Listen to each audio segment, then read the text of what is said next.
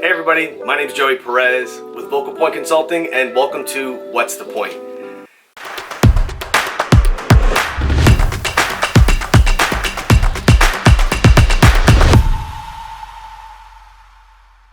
Today we're joined by James Herrington, a leader and president at Lavoda Systems. How's it going, James? Doing well, Joey. Thanks for having me. My name is James Herrington. I'm with Lavoda Systems, and we're a managed IT services company that we really provide full IT, telecom, and consulting solutions for our clients for a flat fee. What are some areas of technology that are relatively quick to spin up in today's marketplace?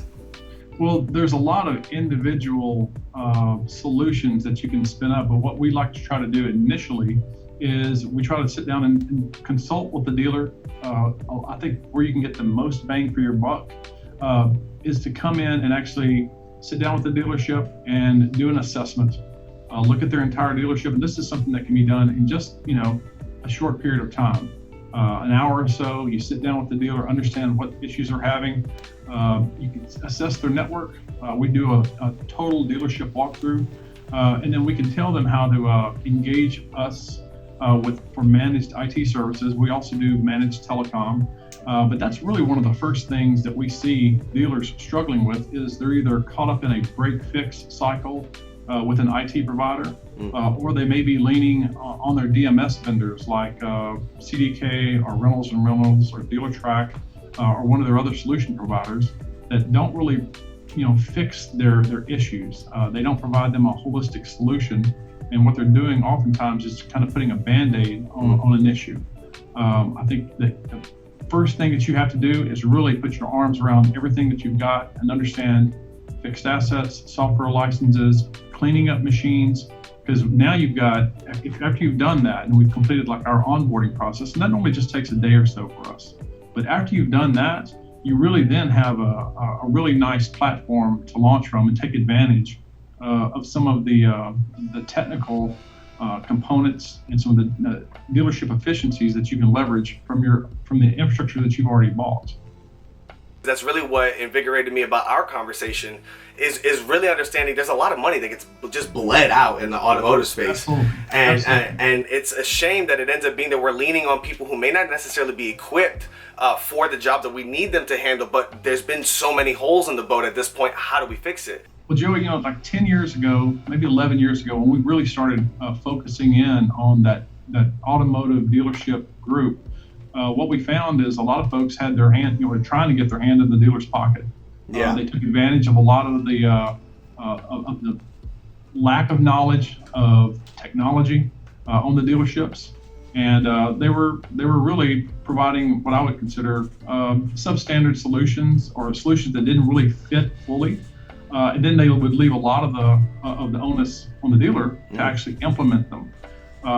We saw that, and what we try to do is align ourselves with the dealerships. One of the things that we did is we introduced a flat pricing model. After our assessment, we know exactly what it's going to cost to manage your dealership. Now, that assuming that you're not buying new computers, buying new hardware or software or licenses or email, all of those incremental things that are added, they get billed for. But if somebody's having an issue in, on-ramp or e-leads or with CDK or Reynolds or DealerTrack, or whatever it is that they're working, we remote in and we fix it. But we do that for a flat fee. So it's very manageable. The dealers know exactly what they're paying for each month. We're like an employee. We also sign a contract with them. So it ends up, we're going to have a long-term relationship with them. But now we own all the problems. We're completely aligned with that dealership, and that we own all of their technology problems. So anytime that they have an issue, they have somebody that they pay every month. They can call us, hey, we're looking to roll out this new digital service lane package, or we're trying to do something. We're going to go paperless, or maybe even get away from, like we're going to move to laser forms in the F&I. How do we do that? What's our best options for that? Right. To review the contracts with us. Another thing that we do a lot of is actually look at these contracts and make sure that they're not getting kind of hoodwinked into signing something or going and extending a contract. We've had that before where we've seen DMS vendors, they add on and then they'll extend the contract out another 5 years from that add-on date. So yeah, doing those types of things, I think is, there's a lot of folks that do IT, there's a lot of folks that do telecom and things like that. That's why we try to really specialize and get on the side of the desk with the dealer to help them. We want to help them from a consultative approach and get completely aligned with them. So like I said earlier, we own all the technical problems, but at the same time, we're a trusted advisor to them, because we see this not only at their dealership, we see it on all the other dealerships as well. We know where the gotchas are, and at the same time, we're very, very good technically in both depth and breadth of our staffing and our understanding of the technology that's out there. So if there's a Wi-Fi issue, if there is routing or switching or firewall or email filtering, working with your DNS vendor, working with your web host. A lot of times they don't have somebody, they have an internet manager that doesn't really, they're not technical. They start up as a car guy or gal, right? But they're not super technical. We can help them. And again, we don't want to take away responsibilities unless that's what they're trying to do, is eliminate that position. But we really want to partner with them, and we're going to be just another team member to help hold the other vendors' feet to the fire. So when they start talking about some sort of technical aspect of the product, we can make sure that we ask the right questions on behalf of the dealer, just to hold them, make those other vendors accountable. Partnership is something that every dealer I have ever worked with is looking for, and it is refreshing for them, because it is so few and far in between that you have vendors that are doing something that, I love your phrasing, you own the problem. Because look, it's business, guys. Even what's happening now in today's marketplace, obviously it's not the disaster recovery I think anybody was alluding to when we're talking disaster recovery before, but it's something that we're adapting with, right? So that we can still serve exceptionally and not lose that. So things like not only having a trusted partner, but one that's not going to pull your shirt over your head because you don't know any better, right? Or as you mentioned, and that's exactly what happened to me in the car business, where you start off as a car guy and end up moving into the BDC to interact with people online. And regardless of the training measures of the particular dealership on sales and interacting with people online, it's the technical aspect that's completely separate from the sales process that is sometimes the missing link on understanding how the left hand washes the right. And so I'm really, really appreciative of you being able to bring that up. But you mentioned also another good point I don't want to miss, which is that the market has gotten really saturated with Ucas providers. It's like flooded. So in an effort to separate yourself, what are 3 things that do separate you as Ucas providers? Well, one of the things that within our Ucas offering, and again, a lot of the dealers, if you go to a dealer specifically and you start talking to them about Ucas, a lot of them don't really understand that piece. But it's the unified communication systems that are being offered out there. We try to help them understand the voice, data, video, chat, all of those being integrated, and we can address those individually or comprehensively. We can put all those together. The platform that we use, I think that's one of our strengths, is the platform and our partner. But we go in there as a truly unified partner, not just selling a solution and walking away. But when we go out there and talk with a customer, we work with them together on the sales side. We work with them on the initial onboarding, getting the contracts, doing all of the number porting. Everything that we do simultaneously with them. Within our platform itself, we've got a great platform that allows, for example, let's say that I was in a BDC and I'm taking a call from or maybe I'm starting off with a chat. It has the platform itself has chat functionality built into it. Right. So you may start with a given client who's browsing your website, interested in chatting, and you can actually elevate that call or that chat session to a phone call. Right. And let's say that now you're talking to that person, you're a little more close in trying to, talking to them like you would on a normal sales call. And now let's say that they say, you know what, I'm interested in this, 2018 Nissan Maxima that's on the lot.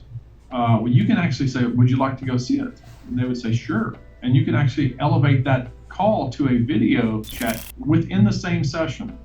And that's what I really like. It's not about, well, stop and let's call me back or try to, let's do a FaceTime.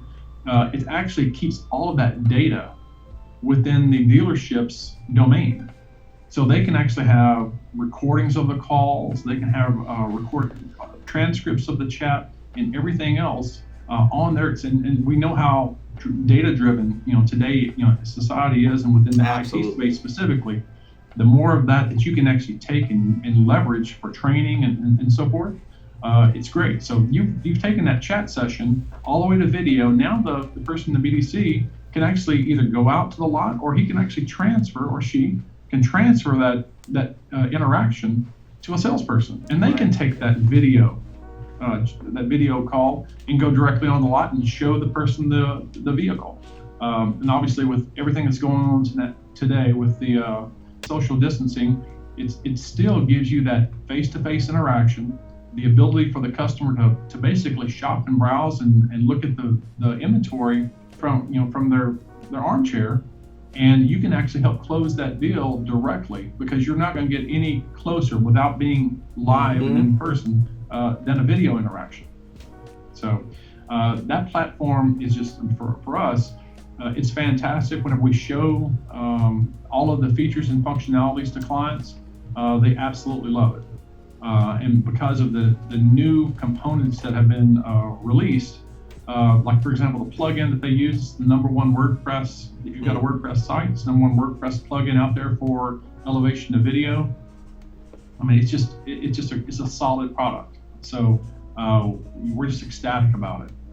The paradigm shift is inevitable right now, and if you're missing the boat's gonna leave and not come back. It's not gonna be the same in regards to your customers remembering how you were able to adapt with them. Even if I hopefully all come back to that normalcy that we all know and love, what's important is that, as you mentioned, the fact that there is social distancing in place, that a video is going to allow me to, as a consumer, feel a lot more confident in doing business with you guys, because I think everyone who has been in the market for vehicles gone through this, right? Getting hoodwinked. Of course, we got the vehicle here. Just show, when are you ready? When are you ready? And that's what we kind of train our BDC guys to do, is just book the appointment. But as a customer, what we're looking for when we are buyers ourselves is buyer confidence, right? Because you're talking about the paradigm shift within the automotive space, right? We've seen the companies that really, and again, I'm probably an outlier. I've been buying my vehicles online for a very long time. The last time I bought one I think my first full purchase online was probably in 2007. Wow. And I ended up flying up to Knoxville, Tennessee. I bought a minivan for the family because it was a great deal. It was town and country LXI, fully loaded, and I drove that back to my home. And I bought cars out of Savannah, Georgia. I bought them out of Orlando, in different places, just because that's the way. I was very familiar with technology. I have a great, I use USAA, and so I've got a great financing component there, so it's very easy to get a dealer check and get the deal done very quickly. But this, I would call it the Carvana-fication, right, of the dealership industry. Yeah.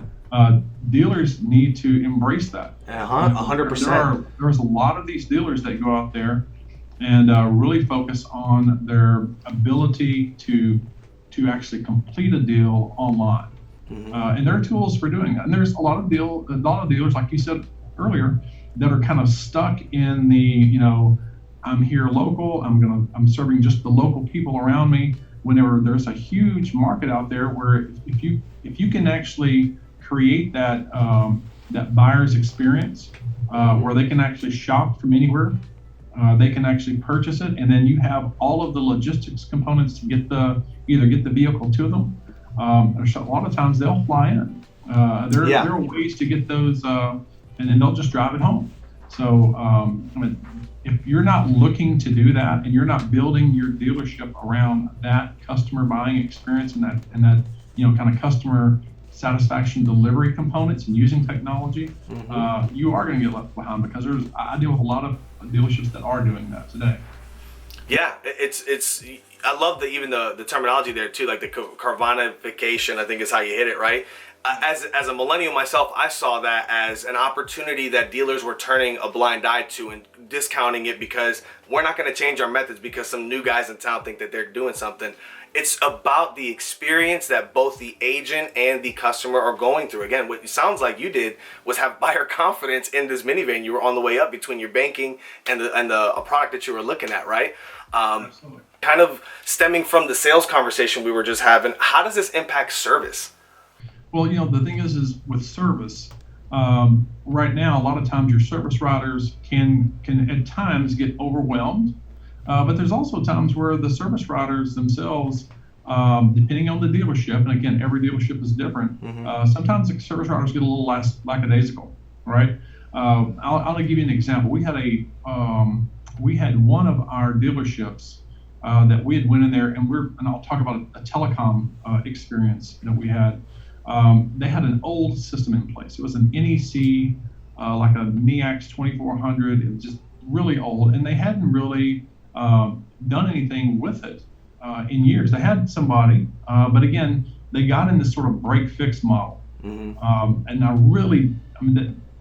from our perspective, we really like having this managed services model because we don't make a whole lot of money every month from our dealers, and that's not the point. What we're trying to do is manage it on a continual basis. And a lot of times, just having that person there that you can always contact and update and things like that. Because whenever you have it on this break-fix basis, you end up never wanting to call the person out there to fix it because you don't know what the cost is going to be. Is this going to be a $200 fix, a $2,000 fix, a $20,000 fix? You don't know. Right. And it can vary. And again, they only want you to call them. So y'all are completely at odds. On this sort of flat fee model, this allows us to do a lot more of that sort of consultative components to it. So when we go through and we're talking to this dealer on the front end, they hadn't talked to their telecom folks in a while, and their call routing was completely hosed. They didn't know where things were ringing. They didn't know all the numbers that they had. And so what we ended up doing is we talked to them about every phone number that they had, that they knew of. We also talked to them about all the different numbers that they didn't know that they had. So they had numbers from Call Source and some other companies. They had purchased numbers from these web marketing and other firms that were kind of ringing in, but they weren't sure what the ring to number was and how they were being handled. We got our hands around all of that stuff, and we then revamped the call routing for them. So they wanted the service calls to come in to the actual, there was a service ring group that we created, and then we would overflow to the service manager. And they actually ended up getting, they would call us and said, hey, the phones are ringing too much. That was one of the issues that we had after we implemented and fixed everything. They said the phones were ringing too much and they couldn't handle it. Wow. And they ended up, because what had happened is they had phone numbers that they were advertising on that ended up getting cleaned up, and the call routing got fixed. And so now they were actually ringing into the right groups. But again, we also saw where people weren't actually answering the phones, and they would, you'd have 2 or 3 service writers. One would be in the restroom, one would be taking a break, and one would be, out in the lane doing a write-up. And so we ended up having them roll over to the service manager. So the service manager could then immediately see what was going on. If there was a voicemail left, it got converted to an email wave attachment, and it would go to all the folks in the group, so they could immediately grab it and make that call back. So little things like that in the service side, where you may be thinking, well, this advertisement's not effective, or this isn't. And a lot of times it's a matter of understanding what's the touch points whenever you run a campaign, even on the service side. Do you need to front end those calls with a BDC agent or BDC group who can then do a warm transfer of that opportunity to your service writers? All of those things, like I said, we try to help on the front end, especially, like, again, most people know on fixed ops, the service component there of your dealership pays the bills. A lot of times these are the guys, parts and service, depending upon how you're running those 2 departments, can actually pay the bills for the dealership. Yeah. And the sales portion is gravy, right? Yeah. So if you can make sure that, we try to tell no touch point gets unanswered. And it doesn't matter if it's a chat, if it's a phone call, if it's a video elevation. Anytime that they try to get in touch with you, you need to make sure that that call gets answered. And if it doesn't, if it gets past the goalie, you've got to immediately return that call. Those types of things will that will improve your service satisfaction scores phenomenally just by answering the phone, absolutely, being available, and returning the call whenever it's missed. Yeah, man, you hit it. I love that. It's so true. It's the same as reverse, like the death by 1,000 cuts. If you fix those 1,000 cuts, you can just flourish on the system you may already be using. It's just a matter of buttoning up these loose ends, like a missed contact point. And it's amazing because we preach that from the rooftops, right? Fortune's in the follow-up, but we don't know how to follow up in our own processes. And sometimes it is that break and fix model that we need to break and fix as it is. So in the interest of time, I really appreciate you being able to just impart with us a little bit about what you've already been seeing as a response from both the sales and service side on this solution. But let me ask, understanding that it seems that we're on the same page with the importance of elevating both the customer experience and that process of it getting done. What do you think holds dealers back at this point? Well, I think that some of them suffer from what I would call analysis paralysis. They get so much information from different people. Let's say that you've got an internet manager that you just hired. He came from a different dealership, and they say, "Well, this is how we did it over there." And the dealer says, "Well, how did it work?" "Well, it was okay." That's you get a lot of that, and then you go to the NADA conferences, or maybe you go to your local state, like in the Florida, the Florida Automobile Dealers Association, and you get information from those guys. And you get, again, you always have, the automotive magazines and things like that. And you're just trying to decide what's the best way to go, because you've got a fixed, kind of budget to put in some of these things. Yeah. And you're not really sure. And again, I think that's where a lot of this stuff lies, is you don't know who's telling you something for just the purpose of making money for themselves without really trying to help your dealership, Right. And I think that's that's the number one issue, is just trying to make sure that you're choosing the right vendors.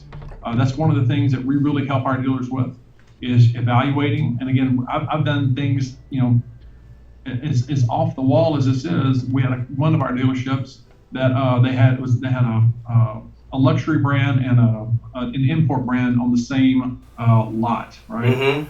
And they had 3 different security and fire systems across all the different buildings that they had there. And they said, we don't know anything about this. We think that we're getting overcharged, and for a month, can you help us? And I called up 4 or 5 security systems dealers for both burglary and fire, and went through the entire dealership, walked through this with them. And again, it didn't take me that much time to do it. And it was probably an hour and a half, 2 hours out of a given day. But that's something that we invest with our dealers already, right? So it's that we're almost like an employee for that dealership. So we stood there and did the walkthrough. We helped coordinate. We made sure that they used wireless annunciators for where they could, so they didn't have to buy an extra phone line. We helped them save money. So little things like that we do for our clients. And I think that if you can take that sort of consultative approach and help the dealers, it provides them with some guidance. And again, I normally don't advocate for one thing versus the other. We give them opportunities, so they say, what's the advantage of this one? We'll say, okay, here's the 2 things that are for, and here's the 1 thing against, and I'll do that against all the other. If they say, which they normally say, James, which one would you choose and why? And I'll give them my honest opinion, but it's ultimately up to them, because they're the ones that are going to have to live with it and implement it and train their people on it. So that's really one of I think one of the things that kind of holds dealers back, is they're trying to make a good decision, and that's not their fault. They're trying to make a good decision, but there's a lot of cloudiness in the market. No pun intended for the IT side of things, but there's a lot of cloudiness out there, and we try to help them kind of move through the clouds and make the right decisions, and support them after the fact. Because again, it's easy to come in there and sell something and run away and not have that long-term relationship. If we help guide them, we want to hold on to that relationship long-term. Yeah. So James, thanks again so much. Any last words that you'd like to share with us before we roll? Well, like I said, I want to thank you again for inviting me on to discuss. I mean, we're passionate about what we do. We love our dealership groups that we deal with. We don't just do. I mean, that's one of the nice things is we don't just look in the dealership world. We actually have law firms and medical and industrial and architects and engineers that we provide IT services for as well. But again, the thing that really helps us is we see the wide gamut of industries, and we can actually take some of that information and help impart it in the automotive space, where a lot of times they may not see some of that other those other industries and how they're implementing solutions that can help them as well. So, thanks, James. Once again, this is Joey Perez with VocalPoint Consulting, and this was What's the Point?